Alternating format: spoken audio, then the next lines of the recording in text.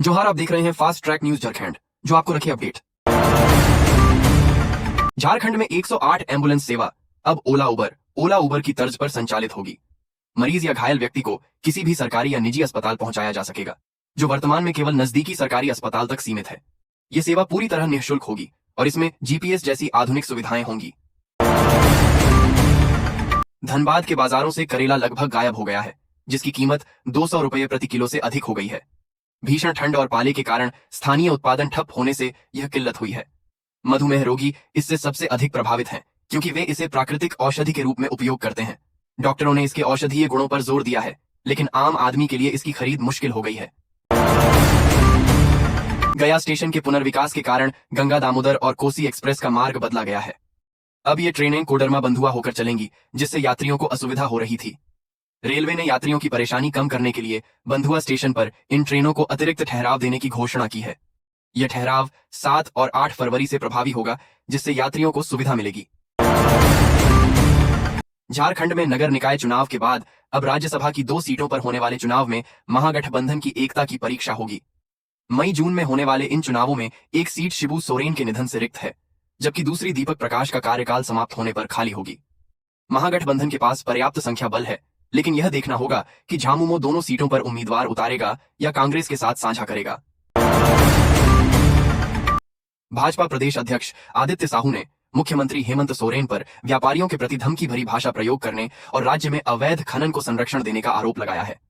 उन्होंने कहा कि मुख्यमंत्री एक ओर निवेश की बात करते हैं, दूसरी ओर व्यापारियों का अपमान करते हैं। साहू ने कोयला रोकने के बयान को असंवैधानिक बताया और किसानों की समस्याओं पर भी ध्यान न देने की बात कही। झारखंड हाई कोर्ट ने तलाक से जुड़े एक महत्वपूर्ण मामले में फैसला सुनाया है। कोर्ट ने स्पष्ट किया कि किसी धार्मिक संस्था या सत्संग का अनुयायी होना अपने आप में तलाक का आधार नहीं है।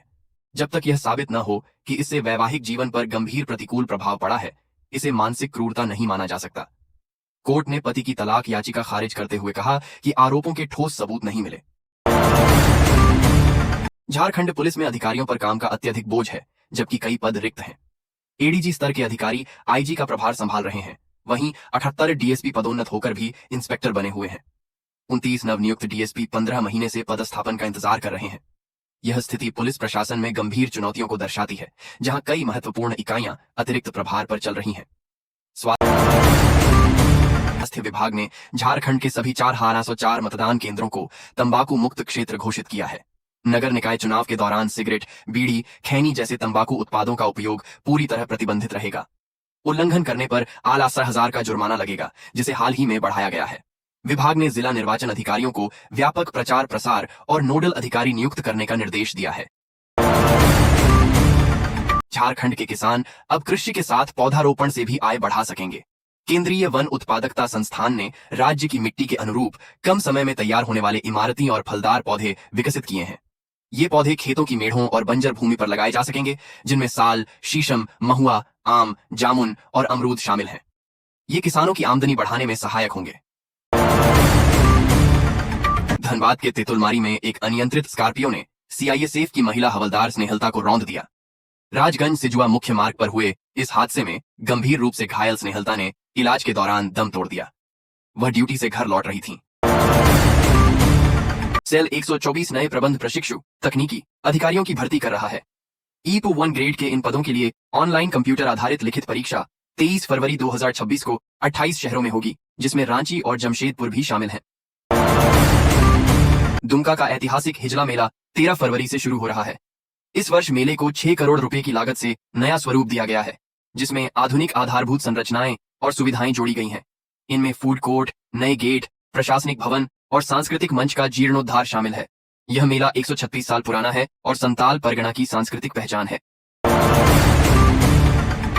गुमला के पुसो थाना क्षेत्र की नरगिस खातून ने अपने पति अफरोज अंसारी पर 3 तलाक देने और मारपीट का आरोप लगाया है। नरगिस अपने 3 बच्चों के साथ मायके लौट आई हैं। उन्होंने बताया कि शादी के 3 साल बाद से पति प्रताड़ित कर रहा था और उसने दूसरी शादी भी कर ली है। नरगिस ने पुसो थाने में शिकायत दर्ज कराई है, जिस पर पुलिस जांच कर रही है। हजारीबाग के पूर्व उपायुक्त विनय चौबे के खिलाफ एंटी करप्शन ब्यूरो ने भूमि घोटाले मामले में आरोप पत्र दाखिल किया है। ये मामला उनके डीसी कार्यकाल के दौरान सरकारी जमीनों की अवैध जमाबंदी और खरीद बिक्री से संबंधित है। निगरानी वाद संख्या 11/2025 के तहत 73 अन्य लोग भी आरोपी हैं, जिसमें पूर्व अंचलाधिकारी शैलेश कुमार पहले ही गिरफ्तार हो चुके हैं। पश्चिमी सिंहभूम की सैकड़ों महिलाओं ने मनिया सम्मान योजना का लाभ न मिलने पर 25 किमी पदयात्रा कर मंत्री दीपक बिरुआ के कार्यालय का घेराव किया। मुखिया जयंती बिरुली के नेतृत्व में महिलाओं ने तकनीकी खामियों और असमान वितरण पर रोष व्यक्त किया। मेदिनी राय मेडिकल कॉलेज अस्पताल में प्रसव के कुछ घंटे बाद नवजात की मौत हो जाने पर परिजनों ने अस्पताल परिसर में जमकर हंगामा किया। उन्होंने अस्पताल प्रशासन पर घोर लापरवाही का आरोप लगाया। पुलिस के हस्तक्षेप और अस्पताल अधीक्षक द्वारा जांच व दोषियों पर कार्रवाई के आश्वासन के बाद मामला शांत हुआ। परिजन शांत होकर अपने घर लौट गए। नाबालिग से दोस्ती कर दुष्कर्म के मामले में कोडरमा की पोक्सो अदालत ने 2 दोषियों को सजा सुनाई है। अकरम खान को 25 साल और नीरज कुमार को 20 साल का सश्रम कारावास दिया गया है। दोनों पर जुर्माना भी लगाया गया, जो पीड़िता को मिलेगा। न्यायालय ने पीड़िता को मुआवजा देने का भी आदेश दिया। यह मामला 2024 में दर्ज हुआ था। जामताड़ा में एक युवक कृष्णा मंडल साइबर ठगी का शिकार हो गया। फेसबुक और व्हाट्सएप के जरिए जालसाजों ने उसे क्रिप्टो निवेश में कम समय में अधिक लाभ का लालच दिया। युवक ने 25 लाख रुपए ठगों के खाते में ट्रांसफर कर दिए, जो उसने दोस्तों और रिश्तेदारों से उधार लिए थे।